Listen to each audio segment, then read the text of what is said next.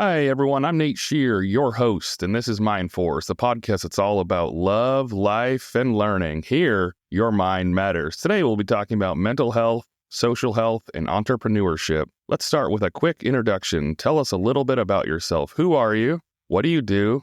And why are you here today? Hello. Thank you for having me, Nate. My name is Ondra.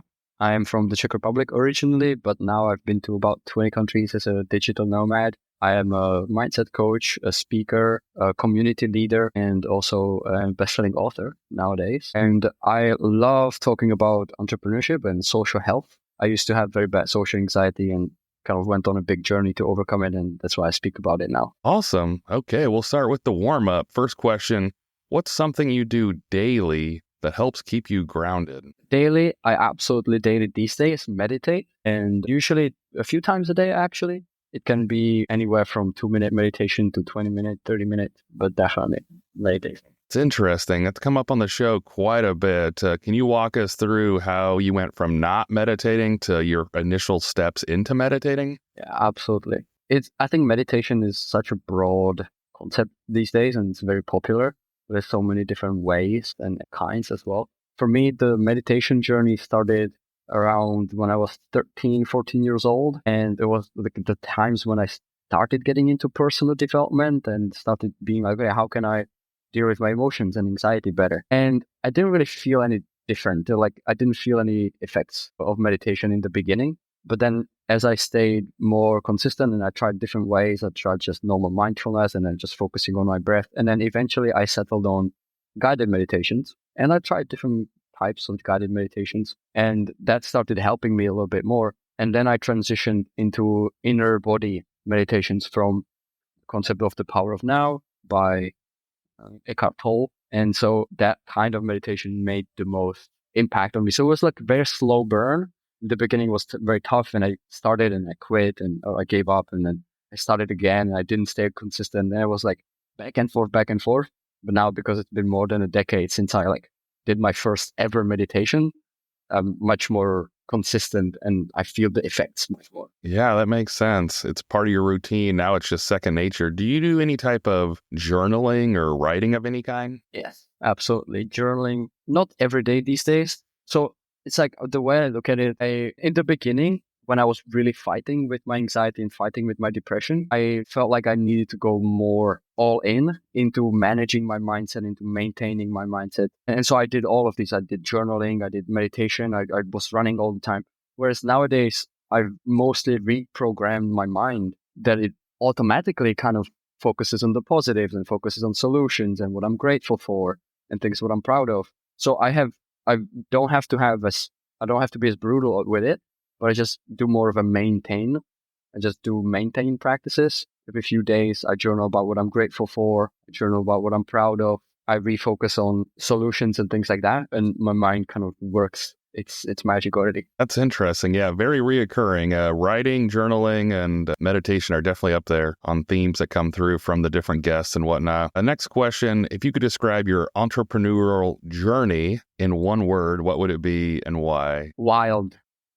Wild. In one word, wild. And why? I've been through many cycles, let's say, or loops where it starts to go really well. It's like, oh my God, this is so amazing. I love this. Or if everything's going to work out and then something just happens and you start going down like, oh no. And you kind of watch it burn and you watch yourself slow down. And then you go through the bottom of the loop. Like, should I even, try again? Like, should I even continue? Like, what's even the point? Maybe I should just go back to a job, this is just never going to work.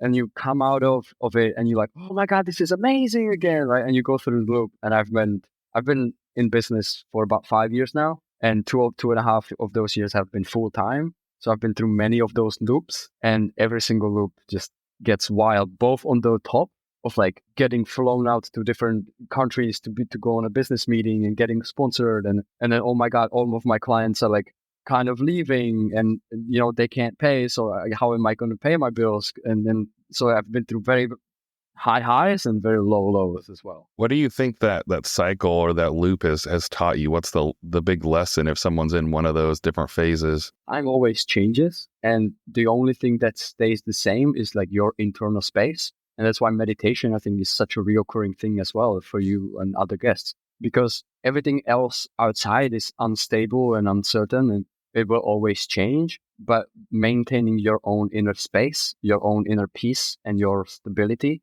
and certainty within through journaling, through meditation, through these mindful practices, that's how you can stay sane and make sure that you keep going through the loops. And everything outside might be happening, but internally you're like, okay, this will pass, and I'll make it through, and it will be amazing again. Yeah, that's a good reminder. You got to have some type of solid rocks, a little bit of foundation inside yourself, because outside, like you said, everything is just going to keep on moving, keep on changing. So you got to have something at your core. And the last question, the warm up, what's a social interaction or connection that has had a lasting impact on you? My first thought is like, oh my God, which one do I pick?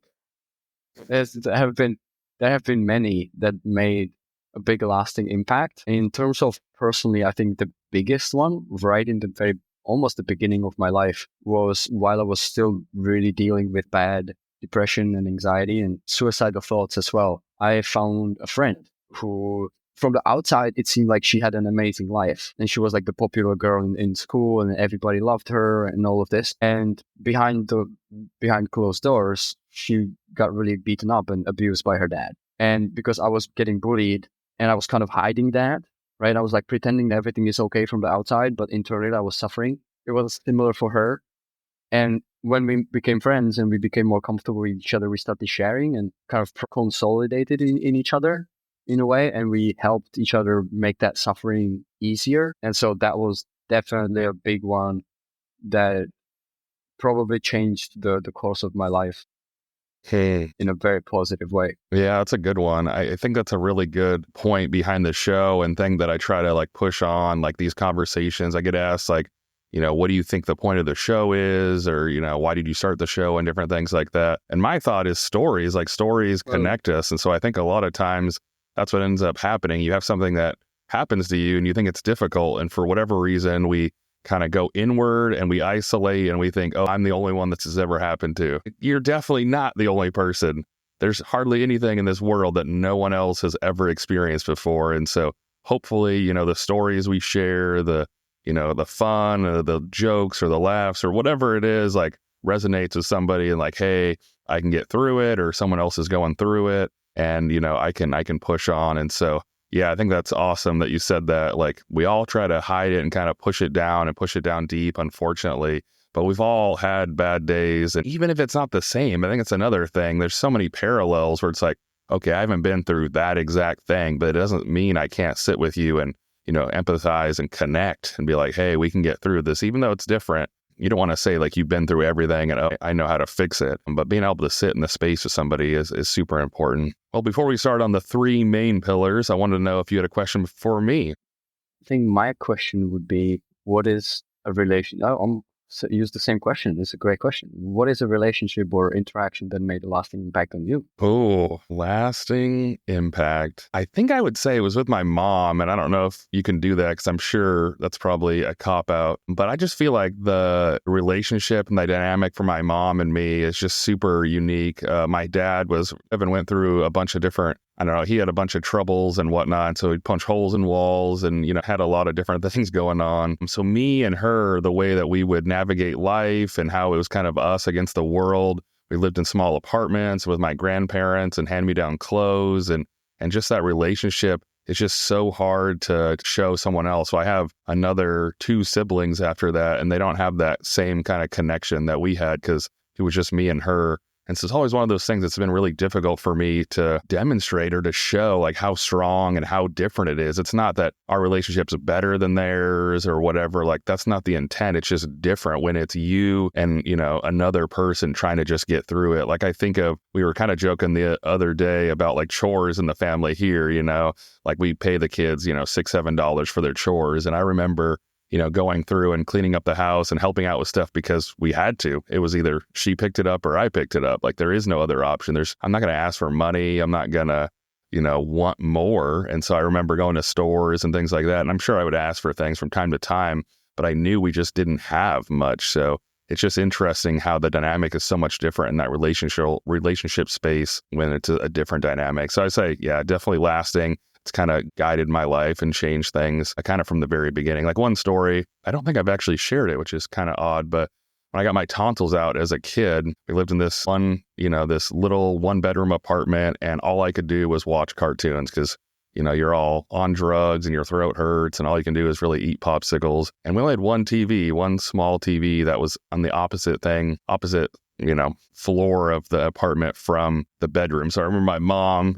she's pretty tiny. She's trying to drag this giant mattress down in front of the TV so I could watch TV, eat popsicles, and veg out. And just her struggling and manhandling this mattress to get it in appropriate place for me to recover and whatnot was just one of those things that I remember forever. Yeah, that's what I would say. Me and my mom against the world. Does that make sense? Yeah, thanks for sharing. Awesome. Yeah. Your first main pillar is mental health. So how has mental health influenced your journey as an entrepreneur? Massively. From both like balancing my own mental health, but also like the reason why I started all of my business journeys was because of mental health and helping other people with mental health. So as I mentioned before, I had severe social anxiety and depression myself and got to the point where I almost jumped in front of a train to end it all. And the friendship that I mentioned earlier was a big part of me coming out of it. And then another big part was I Googled how to be happy. And I got introduced into personal development and learning psychology by myself when I was, still a very young kid at 13. And the reason why I had to do that was because being from a small town in the Czech Republic, the mindset about mental health was like, that doesn't exist. Don't be a little bitch. Just get over it, whatever. So I didn't have the opportunity to go to any doctors or therapy or use any medication, even though in my city there were psychologists and psychiatrists, but my family was just like, no, that doesn't exist. You don't need any of that. So I had to go on this big journey to do it myself. And then I just studied really hard and started changing my habits and doing things like journaling and trying to reprogram my brain and overcome bullying and do all that. And then eventually a few years in, maybe about 5-6 years in, I just one day kind of woke up and I was like remembering my life before, but I discovered personal development and after. And I'm like, wow, I'm not depressed anymore. I don't absolutely hate myself. I don't have anxiety attacks anymore. And I'm not scared of people so much. I'm talking to strangers on buses. I have good friends. I'm doing very well in school. And I was like, wow, this personal development thing, self-help, it really absolutely changed my life. So I want to start sharing it and I want to help others because I see so many people still struggling, specifically with social anxiety. That's really where I started. And yeah, it was the reason why I became an entrepreneur, to help other people with mental health. That's awesome. So I hate to bring up a dark moment, but I want to have real conversations here and try and keep it as real as possible. I think sometimes things get kind of sugar coated along the way. So when you were thinking about, throwing yourself in front of a train, can you kind of walk us through the thoughts of that darkest moment? What's kind of going through? There's just no hope. And can you kind of walk us through what you felt at that moment? Yeah, it seemed like no hope, no way out of it. It seemed like everything and everybody is just evil and that the world is just meant, the only thing that I can ever experience in the world is suffering and pain and struggle. And it became, really, really hopeless and meaningless. I think that was the biggest thing of feeling like there's absolutely no point except just hating myself and hating my life. I guess a part of me really directed towards me because I felt like maybe I could stand up for myself a little bit more. Maybe I could say something, or maybe I could fight back, or maybe I could do something different, but I just couldn't. I couldn't get myself to do that. And my body was reacting in a very physical way and with anxiety as well. And I would cry almost every night, cry myself to sleep of I just don't want to wake up. I don't want to go to school anymore. I don't want to talk to my parents. I don't want to see anybody. And I think the meaninglessness of it just felt the worst. And it's never going to change as well. Yeah, that makes sense. So someone that's in that dark moment, they're isolating, they're spiraling, they feel like there is nothing. What was that moment where, was it a light bulb or what was that transition? Hey, you said the self-help, but can you walk us through that moment where it's I gotta get help. I gotta fix this. Yeah. I think it was after a day of bullying. When I came home, I was just this fucking, what an awful day again. I just don't want to do this anymore. And a part of me like I knew that I don't really want to die. I don't really want to kill myself. And maybe that was because, part of me was like this, my family is here and maybe there's some potential, and some parts of life I enjoy, but it's just like there's this overwhelming pain. And another part of me was like, what's the point? But then there was a small part of me like, I know I don't really want to do that. And I was also scared. I was like scared of the pain of actually jumping in front of a train.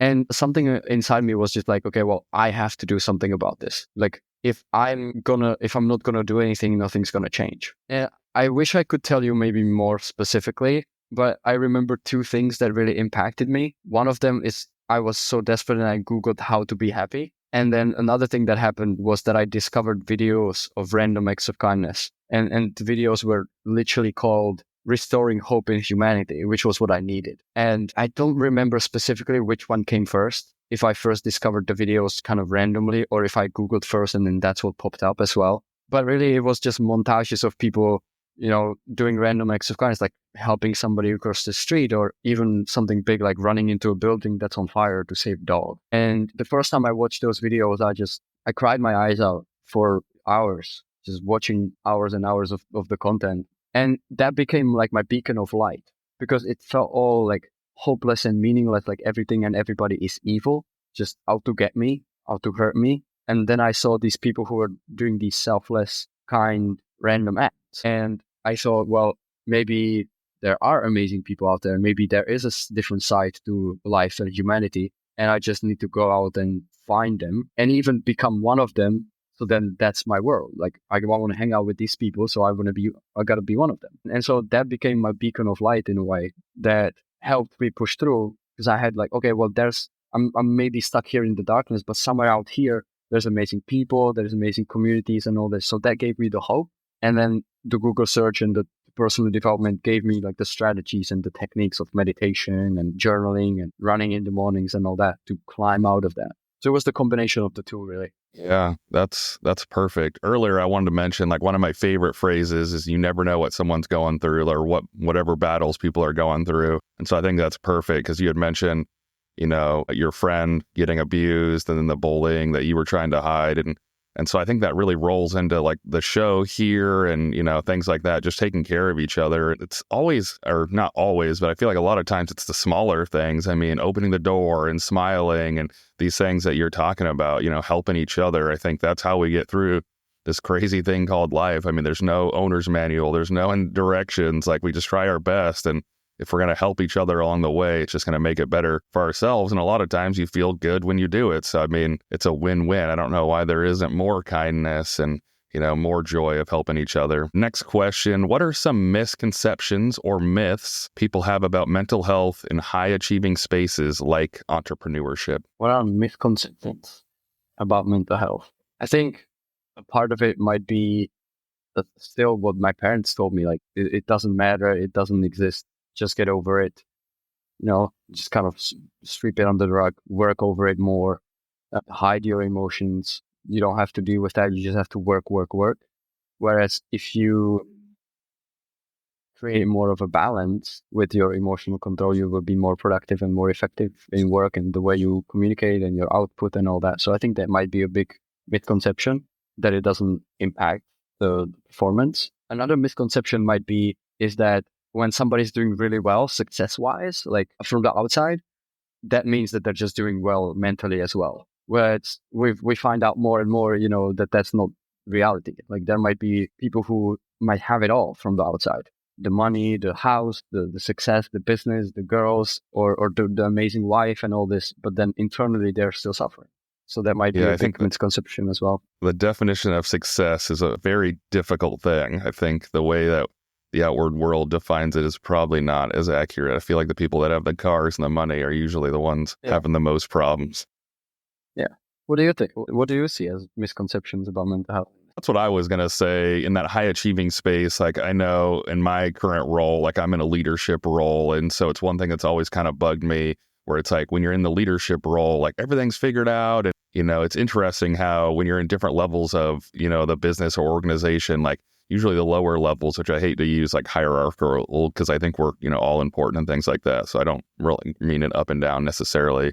But in the lower sections, for lack of a better term, it's like, how are you guys doing and getting checked on? And it seems like the higher you get, it's like no one ever checks. You're the boss, you're the leader, like you got it all squared away. And it's like, we're all right. Like we all got wives and kids that, have troubles and things that are going on, or, sickness, or, there's so many different things that are going on in the world. There's so much good, like you said, in the world, but there's also still all the things we have to push through and struggle. So always just kind of a bizarre thing to me where it's like, if you are in a different position or if you're having success, whatever that may be, it's like, oh, got it all figured out. I'm like, I try to do that in my sections. Like after a few months, I try to go through, like I lost my dad and my grandparents and I co-parent and I went through a divorce and I went through these things, and I'm not trying to be a Debbie Downer or like bring down the mood. And so I usually don't do it right off the bat because I don't want to freak anybody out. But 3 or 4 months into having a section and whatnot, I kind of go through that. And I hope it's like bridging the gap, because a lot of times we hear at work, like open door policy, like you can come in and talk to me whenever you want.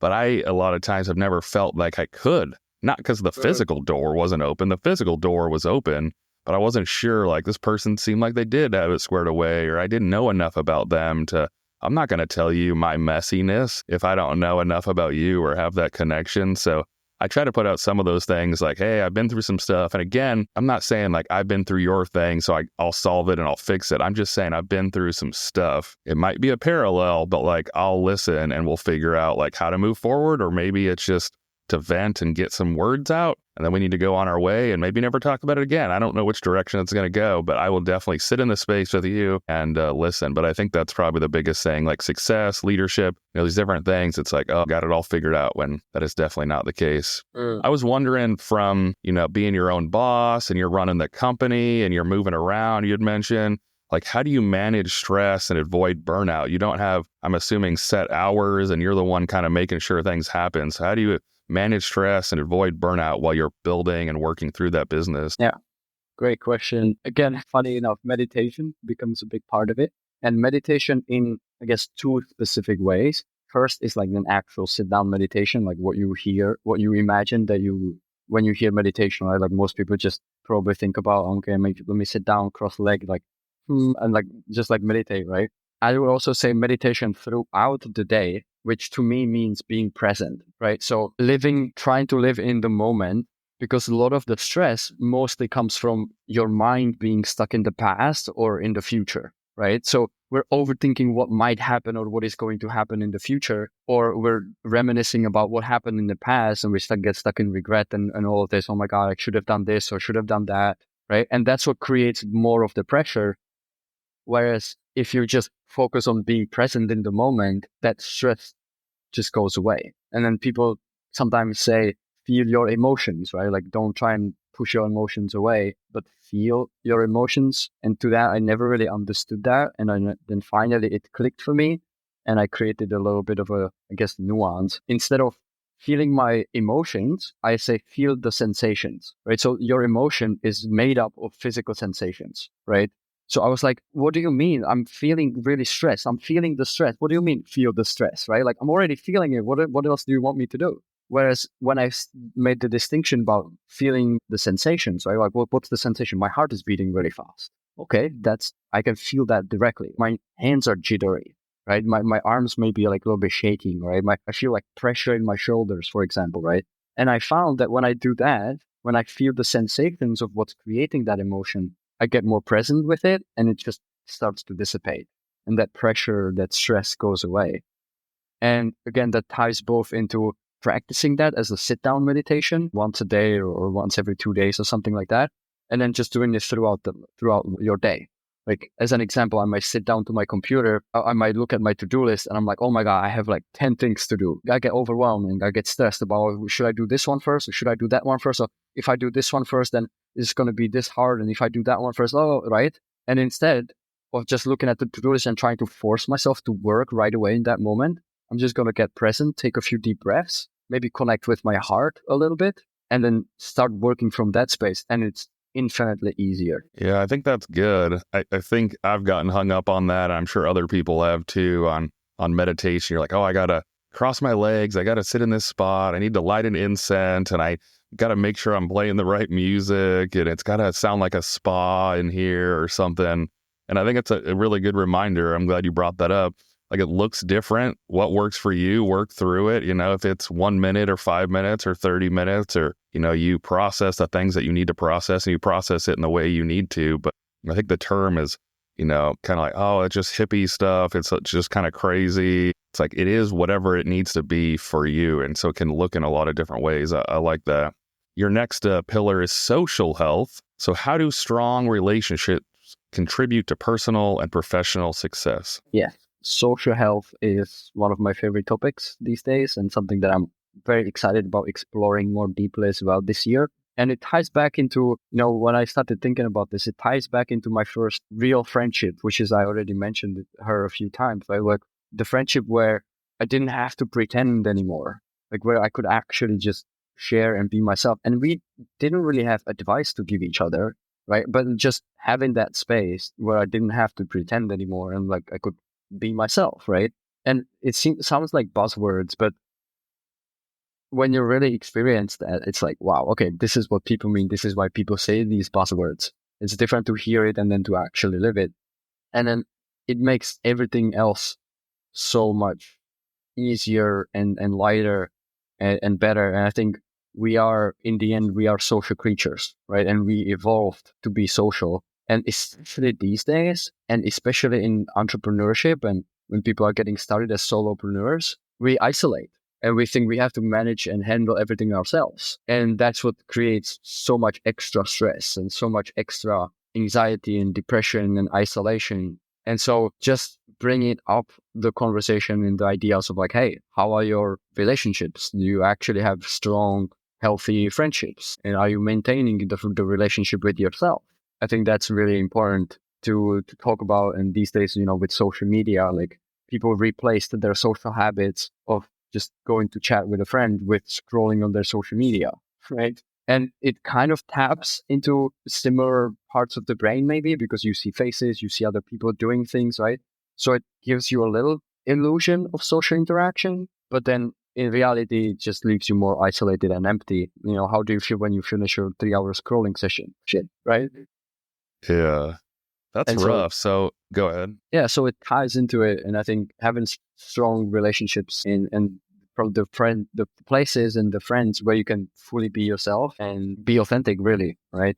That's what impacts the stress levels and connection and more meaning in life and makes everything easier. Yeah, I think sometimes we think we need to say the right thing, or, sometimes you don't got to say anything at all if you got that right connection. I wanted to know, earlier you said you had struggled with networking and things like that and being more isolated and feeling awkward and things like that. So what advice do you have for entrepreneurs that do struggle with networking? Yeah, I like to look at it as a video game. Well, I mean, everything, my whole mindset about life is like a video game, but specifically this can be like a quest, or as a video game metaphor. If you're really struggling, you look at it as like in levels, right? That's where the video game metaphor comes in. So let's say your main goal, what you really want to do is you want to be able to walk into a networking event and hear a speaker and be like really confident, walk up to the speaker, be like, hey, I really loved your speech and this was amazing, and connect with them, and then shake everybody's hand and reintroduce yourself really confidently. But then the reality is like, you feel like you can't do that because you're really shy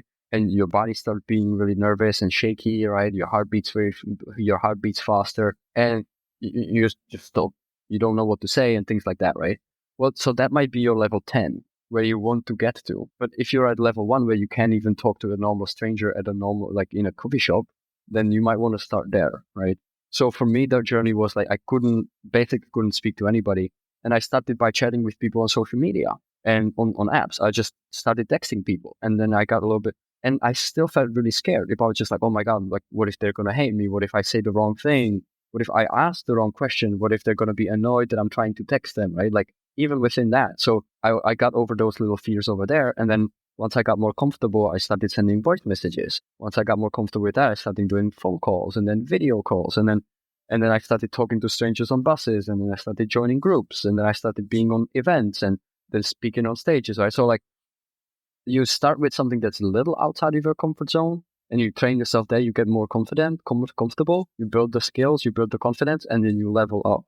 And then eventually, within a few months and years, you're going to be speaking on the stage, delivering a speech, and be like the confident person you want it to be. That's awesome. That's a good one. I'm going to have to remember that, because I think we talk about, short-term goals, long-term goals, and 1 year and 5 year and things like that. And we all know we need goals, but it sounds kind of boring. But when you put it in levels, I mean, that sounds a lot cooler. I think a lot of us gravitate towards game theory and achieving things and having fun along the way. And so I love the idea of going through that. I like the idea of like stepping up through the levels too, because I think that is another thing we want to do a lot of times.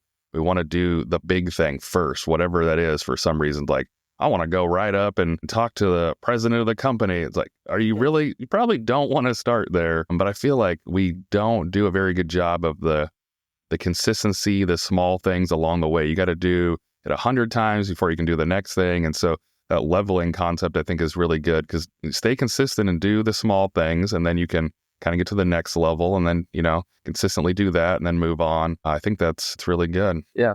I also like to make the metaphor very sticky and specific. If you start playing a game and you're at level 1, you try to beat the boss at level 10, where you're going to get your ass kicked and probably never want to play the game again, right? Because your character, you're not ready for it. You don't have the skills, you don't have the experience, you don't have the equipment or whatever it is that is in that specific game, right? But like you said, in life, we just think that we can go from level 1 to level 10, be really down with it, Whereas like, no, you actually have to go through levels. And I see that as like specifically with overcoming social anxiety. People make that mistake all the time. They're like, hey, I'm really shy, I can't speak to anybody, but I'm going to start picking up girls on a beat. And then they go and try to talk to one girl, they get rejected, they burn out, they embarrass themselves really badly. And they're like, I'm never doing that again. Yeah, you went too far. Got to ease into it. I'm curious with, you had talked about like the different apps and things like that. Like, what do you do now that you're more secure and things like that? Do you gravitate towards like more video calls, or do you still have a balance of, text and email? And how do you kind of balance, because you had talked about social media and things like that. So I'm curious, like the digital communication, what's the best kind of balance there? At some point you have to send emails because it's faster, but what's that balance look like for you? I'm using all of the different channels, and I do DMs, I do texts, I do emails, I do voice messages. Every now and then I'm going to send a video message as well. I do phone calls, I do video calls. Yeah, all of the above. It doesn't matter to me. Like it's more so like what I feel is the most effective tool for that moment. Like sometimes when I'm running around between meetings and events, I'm going to just send a quick voice message. If I'm sitting down at my computer, I'm going to usually text and just chat. And then I do lots and lots of video calls and online meetings on video as well. Yeah, that makes sense. I think you already kind of touched on it, but maybe expand a little bit. What do you think the role of community is in personal and business success? Well, let's start with the personal. I think in the personal, it kind of ties back into the social health. And if you have and the quote that we've all heard, you become the average of the 5 or 3 people you hang out with the most, right? So the people that you hang out with, they're going to have a huge influence on you. So if you hang out with really positive people who have healthy habits, who go running, you're much more likely you're probably going to become a runner, right? If you hang out with runners. If you hang out with people who watch the news and complain about the economy, you're going to become a person who complains about the economy. So your community and your community shapes who you are becoming, right? Especially the people who are closest to your closest community. So you got to be really careful, and you got to structure it in a intentional way. And with business, it becomes similar, but also there's more opportunities, right? Like, so in business, it's all based on relationships. It's all based on who you know and what kind of opportunities you get from collaborating and contributing to other people. So the better community you have, the better network and the better relationships you have, better opportunities you will have, more opportunities you will have. And that's how more business is done. And that's something that I didn't understand as a kid. I thought that, it's just, I had no idea like what business was. And I was watching Casey Neistat and his vlogs as he was building his businesses. And he was like, yeah, today I'll have this meeting and this meeting. He was like going around New York City from meeting to meeting.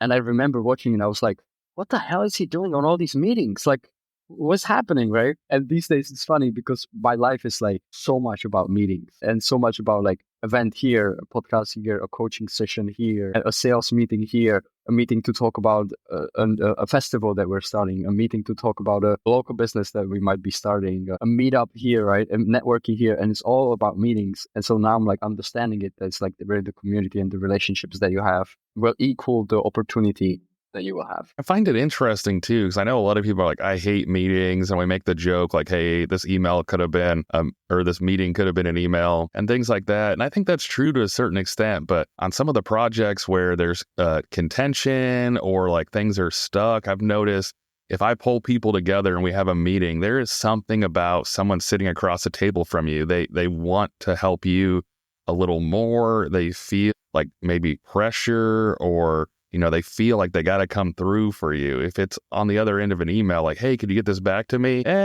Sometimes they do and sometimes they don't. There's some type of ownership and responsibility when you're at that thing. So I know, we joke like we hate meetings, but there is something, I think back to, like you said, social creatures, right? Like that's how we were built. We were supposed to go and plow the fields and hunt and bring it back for everyone. And so I think that's really important to remember. Like meetings are important. Maybe we do have too many, but they definitely do get things done. And the last pillar you have is entrepreneurship. So I'm curious, what are some of the biggest mindset shifts you've made along the way? Yeah.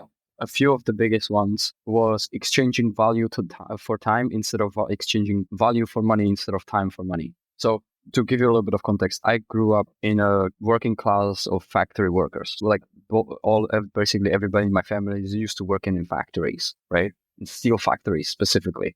And so my mom would literally tell me, like, the only way that you'll ever make money in this world is by exchanging your time in the factory for getting the paycheck, right? And maybe the best you can hope for is getting your time to be more valuable and being in an office rather than on the factory floor, right? So it was all about just exchanging time that you put in for the money for the paycheck that you get. Whereas entrepreneurs operate in exchanging value for money, right? Like, and it might take time to create the value. In other instances, it might not. That it takes time to create the value once you create a product, and then you sell it over and over again.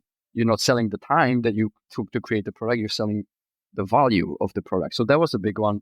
That was a big one for me. Another big one for me, blanking out a little bit. I actually, funny enough, I made a video like the entrepreneur thinking versus, or business thinking versus employee thinking recently, because I came from being an employee. So this is something that I do think about a lot, but the time is definitely a huge one.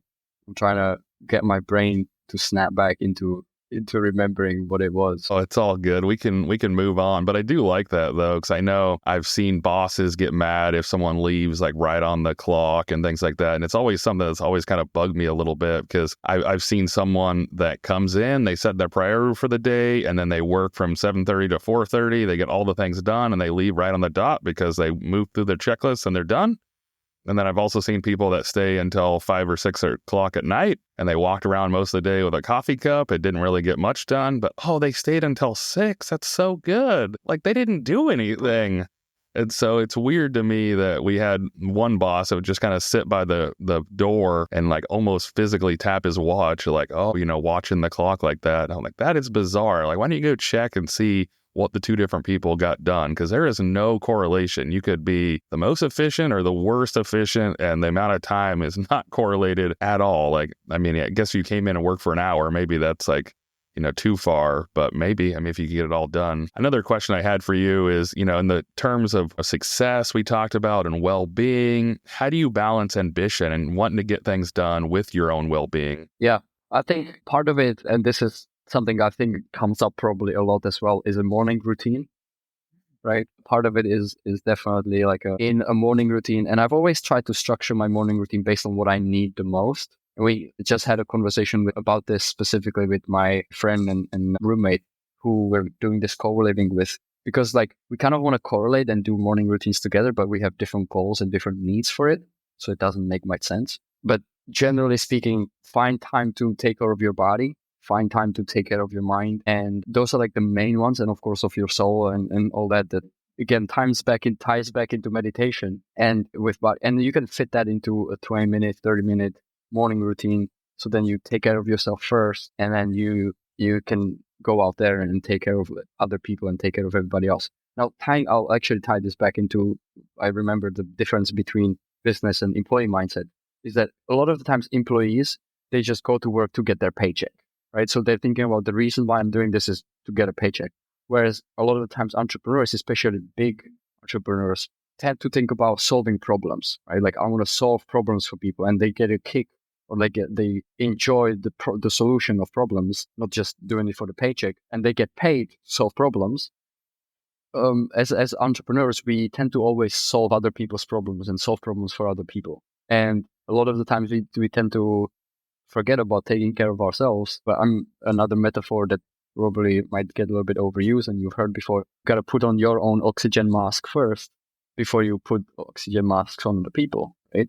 So you have to take care of yourself first. Otherwise, you're not able to solve other people's problems anymore if you're not taking care of yourself. Yeah, I always like the visual of you can't pour from an empty cup. That's another good one. I like you can't. There's nothing in it. The cup is empty. Last question in entrepreneurship. What lessons have you learned about failure and how do you bounce back? I would say failure can be only like temporary defeat if you don't give up, right? And there's always a lesson in failing. There's always a lesson in failure. And it's something that the faster you fail and the faster you bounce back, the faster you actually learn. And I think the biggest reason why people are scared to fail is because a big part of it is probably school systems, right? How they teach us you have to over prepare, otherwise you're going to fail. And if you fail, like failing is the worst thing, and you get punished for failing, right? You get shamed, and then your parents punish you if you fail your exam or something like that, right? And in entrepreneurship, if you study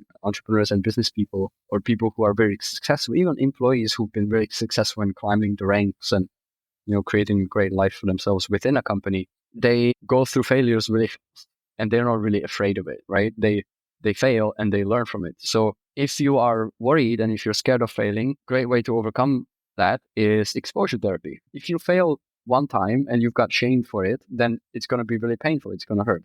But if you fail 50 times and you're still okay, then you're like, oh, okay, well, just another one. What can I learn? And you move through it, right? So I think the more you fail, the easier it becomes to fail, and the easier it becomes to bounce back and learn from it. Yeah, it was interesting watching some of the interviews with Elon when the rockets are coming back in and hitting the ground and exploding, and everyone was like, you failed, and I can't believe it hit the ground, and he didn't seem fazed at all. He's like, let's send up another one. We'll figure out what went wrong and move on. So yeah. Good example of, the rocket blew up, but we'll try to do better on the next one. And I think that's really all you can do, right? Like make less mistakes than the time before. That's what you got to focus on. So Ondra, let's try to bring it all together. What's one thing listeners can do today to improve their mental and social health while pursuing their goals for their own business? Wonderful. I would say that you can try doing a social health checklist that I created. Is like three daily small tasks that you can do daily, and you can start today and see how it goes. So one of them is about yourself, the relationship with yourself, which is journaling or writing or focusing with a meditation, or you can do this in the mirror. 3 things that you are proud of, 3 things that you are grateful for, and 3 things that you forgive, right? These 3 by 3 basically. And it's really very powerful for reshaping and taking care of the relationship you have with yourself and with your brain. Second is the social health aspect and deepening the relationships and staying in touch with people, which is writing a short gratitude list, a gratitude letter, or a message to somebody that you appreciate, that you have in your life, whether that's a partner, a business partner, a family, or a friend. Write a short appreciation gratitude letter to them. And it's great for you, it's great for them as well. And then third is more so for growing your network and growing your confidence outside. And that can be give a compliment to a stranger, or wave at 3 strangers and say hello to 3 strangers, or send messages to the random people that you see on Facebook to give them a compliment if you're not going outside at all. But then generally speaking, it's best to do it in person. And so these 3 things as a checklist to do daily, or just start the day and see how you feel after it, I recommend to maintain mental and social health. Perfect. Well, thank you for coming out. I'd love your input. Share your questions or feedback on Instagram, Facebook, TikTok, YouTube, or anywhere you get your wonderful podcast. Please leave a review if you can. Let me know how it's going. I'd love to see a couple 5 stars fly up. Well, thank you much for coming out. I love you all. See ya.